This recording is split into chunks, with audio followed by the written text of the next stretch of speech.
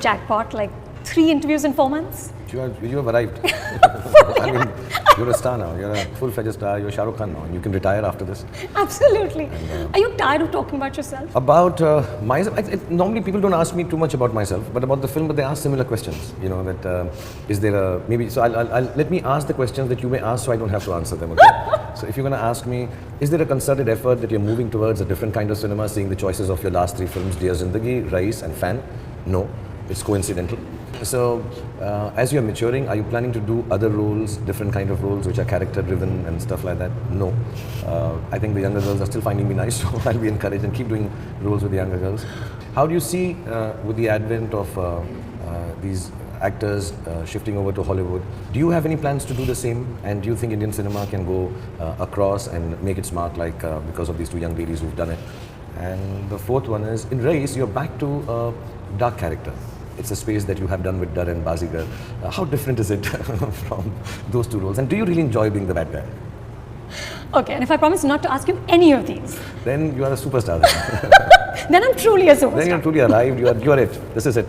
Listen, let's start with Rais. So the gangster film is by design sort of morally tricky because there's a bad guy doing bad things, but he's making it so sexy that we're all rooting for him. And of course you have done the bad guy before, but that was at the beginning of your career, and now you're this global icon. And yet you're making a bootlegger so sexy that we all want to be a bootlegger. To be, you know, the Mia Bhai ki daring and the Baniye ka dimag, we all want it. So does that concern you at all because of where you are at now? It does, most certainly. As a matter of fact, I mean, this may be the first time I'm saying it. Okay, I won't name the films, but there were a couple of films which did very well at the box office. People really appreciated them. And I was in them. I had said yes to them. And then I realized that I'm playing a real life-based character who may not be the person. And I told this to the director that there is no way I will not make him likable.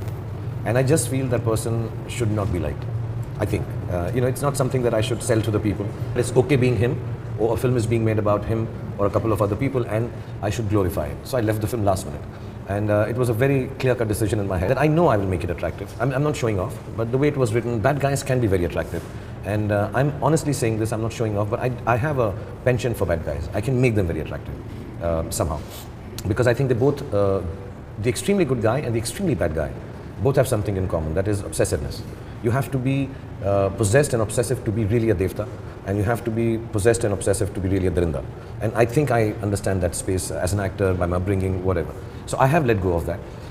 When Rais came around, when we became very clear that this is now a study of bootlegging in a period from 85 to 95s, it is kind of study of different zones, people doing it. It's not real. It's not real.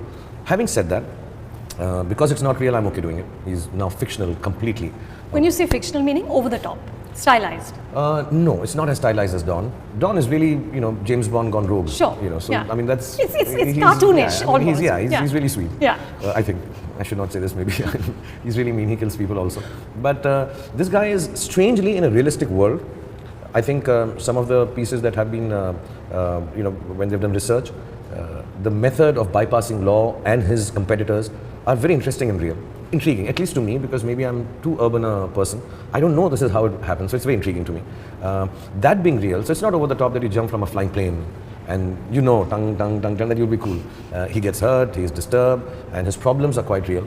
But he's fictional. I mean, there is no person that you can turn around and say, and I think Rahul and me have been very clear, if he does something wrong, there has to be payment for it. There has to be retribution for it, by law or otherwise. So in our hearts, we are clear that, you know, we're not glorifying him, but you can always find moments of goodness, humanity, in the good one or the bad one. You know, I mean, how good is a guy like Bazigar that you root for him? You know, at the end of it all, even if it's for revenge, and even if the father of the girls had been mean, what he does is really... It's awful. It's awful. Yeah. You know, it's not right. So, and yeah, his mother's unwell, and he goes and dies in arms, but, you know, it's still not justifiable.